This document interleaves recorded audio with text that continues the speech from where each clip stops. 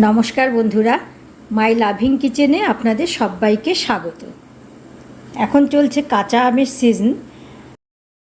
কাঁচা আম দিয়ে কিন্তু নানান রকম রেসিপি আমরা প্রতিটা আমের সিজনেই প্রায় করে থাকি। আমার আজকের রেসিপি হচ্ছে কাঁচা আমের জেলি। এই জেলি একবার তৈরি করে রাখলে বেশ অনেক দিন পর্যন্ত ভালো থাকে। এই জেলি রুটি, লুচি, পরোটা এবং পাউরুটির সঙ্গেও খেতে খুব ভালো লাগে। তৈরি করাও খুব সহজ।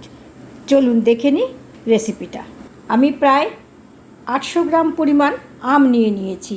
ভালো করে ধুয়ে জলটা মুছে প্রথমে ডাঁটার দিকের অংশটা কেটে বাদ দিয়ে দিচ্ছি। এরপরে ভালো করে খোসা ছাড়িয়ে নেব। চাইলে এই জেলি কিন্তু বেশ অনেক দিন রেখেই খাওয়া যায়। আর যেহেতু বাড়িতে বানানো, একেবারে ছোটদেরও আপনি ভরসা করে দিতে পারেন। খেতে এত ভালো হয় যে রাখবো মনে করলেও খুব বেশি দিন কিন্তু এটা রেখে খাওয়া যায় না। আমার একটা আমের খোসা ছাড়ানো হয়ে গেছে। আমি একে একে সবকটা আমেরই খোসা ছাড়িয়ে নিয়েছি। এবারে সবকটা আমি একই রকম সাইজের টুকরো করে কেটে নেব, কারণ সেদ্ধ করতে যাতে একই সময় লাগে, পুরো আমটা যেন একই রকমভাবে সুন্দর করে সেদ্ধ হয়ে যায়। আমার আম টুকরো করে কেটে নেওয়া হয়ে গেছে। আমি এবার সবকটা একটা পাত্রের মধ্যে তুলে রাখলাম। এবারে ইন্ডাকশানে একটা প্যান চড়িয়ে তাতে 2 কাপ পরিমাণ জল দিলাম। ঢাকা চাপা দিয়ে দিলাম। জলটা একটু ফুটে উঠলেই আমের টুকরোগুলো সব প্যানটার মধ্যে দিয়ে দেবো। জলটা ফুটে উঠেছে। এবারে আমের টুকরোগুলো সব এই ফুটন্ত জলের মধ্যে ছেড়ে দিলাম। আর একটা স্প্যাটুলা দিয়ে সব আমগুলোকে জলে ডুবিয়ে দিলাম। এবারে সামান্য পরিমাণ লবণ আমি দিয়ে দিলাম, যাতে স্বাদটা ভালো হয় আর তাড়াতাড়ি সেদ্ধ হয়ে যায়। ঢাকা চাপা দিয়ে দিলাম 5 মিনিটের জন্য। 5 মিনিট পরে ঢাকা চাপা খুলে দেখছি জল অনেকটা তো শুকিয়েই গেছে, আর আমগুলো খুব ভালোভাবে কিন্তু নরম হয়ে গেছে। আমি একটা স্প্যাটুলার সাহায্যে যতটা পারা যায় ম্যাশ করে নিচ্ছি। এবারে একটা কাঁচের বড় বোল নিয়ে নিয়েছি আর একটা স্ট্রেনার নিয়ে নিয়েছি তার উপরে। আর এই আমের পাল্প যেটা সেদ্ধ করে নিলাম সেটা ছেঁকে নেব। আমি আমের পাল্পটা ছেঁকে নেওয়ার পরই জেলি তৈরির প্রসেসে চলে যাব।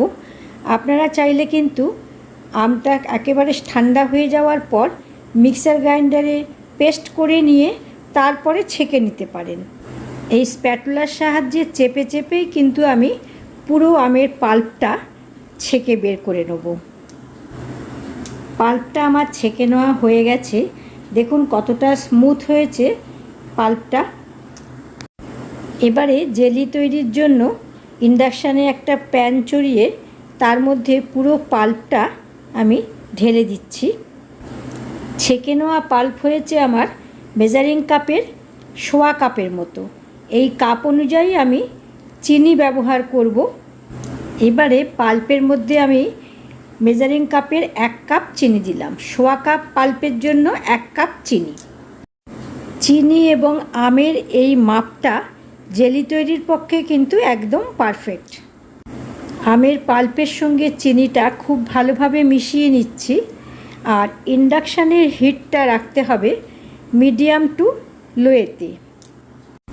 প্রয়োজনে হিটটা কমানো যেতে পারে, কিন্তু কোনোভাবেই কিন্তু হিটটা হাই করা যাবে না। দেখুন চিনিটা গলে কেমন পাতলা হয়ে গেছে। চারধারটা আর নিচটা সমানে নেড়ে যেতে হবে যতক্ষণ না জেলি তৈরি হয়ে যায়, কারণ নাড়া বন্ধ করলে যে কোনো সময় লেগে যেতে পারে, আর তার জন্য জেলির স্বাদ এবং গন্ধ দুটোই নষ্ট হয়ে যাবে। এবারে দেখুন কালারটা অনেকটা চেঞ্জ হয়ে গেছে আর ঘন হয়ে গেছে অনেকটা। আমি যখন স্প্যাটুলা দিয়ে ওপর থেকে ফেলছি, দেখুন কীরকম দলা দলা হয়ে পড়ছে, কোনো কিন্তু পোরিং কনসিস্টেন্সি নেই। আমাদের জেলি কিন্তু প্রায় হয়ে এসেছে, তবুও কিন্তু এখন নেড়ে যেতে হবে, কারণ যে কোনো মুহূর্তে লেগে যেতে পারে তলায়। এবারে আমি ইন্ডাকশানটাকে অফ করে দিলাম। অফ করার পরেও কিন্তু নাড়তে থাকবো, যেহেতু প্যানটা যথেষ্ট গরম আছে। মিনিট 2 নাড়লেই আর নাড়তে হবে না। এরপরে কিন্তু ঠান্ডা হলে জেলিটা অনেকটা ঘন হয়ে যাবে। আমের জেলি কিন্তু আমাদের একেবারেই রেডি। এবারে আমি দুটো পাত্রে তুলে রাখবো, একটা পোর্সেলিনের পাত্র আর একটা হচ্ছে কাচের পাত্র। যে কোনো টক জাতীয় জিনিস কিন্তু সবসময় কাঁচ অথবা পোর্সেলিনের পাত্রে রাখাটাই সবথেকে স্বাস্থ্যসম্মত উপায়। আমার এই কাঁচা আমের জেলি তৈরি আপনাদের কেমন লাগলো কমেন্ট করে অতি অবশ্যই জানাবেন। ভালো লাগলে ভিডিওটা বন্ধুবান্ধব এবং আত্মীয়স্বজনের মধ্যে শেয়ার করবার অনুরোধ রইল। আর চ্যানেলটা সাবস্ক্রাইব করা না থাকলে অতি অবশ্যই সাবস্ক্রাইব করে পাশের বেল আইকনটাকে প্রেস করে অল নোটিফিকেশানটা অন করে রাখবেন। তাহলে আমার পরবর্তী ভিডিওর আপলোডের নোটিফিকেশান আপনার কাছে সবার আগে পৌঁছবে। সবাই ভালো থাকবেন, সুস্থ থাকবেন। দেখা হবে নতুন রেসিপি নিয়ে পরবর্তী ভিডিওতে। নমস্কার।